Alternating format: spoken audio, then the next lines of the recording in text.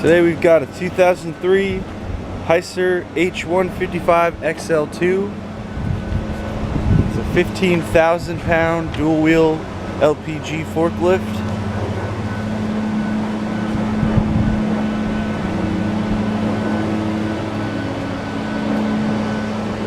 (181-inch) max fork height with a dual stage mast.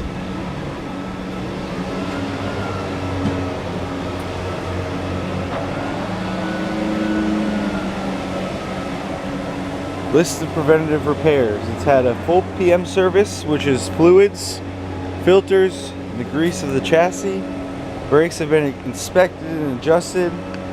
We replaced the oil pan gasket, full tune-up, spark plugs, cap, rotor wires.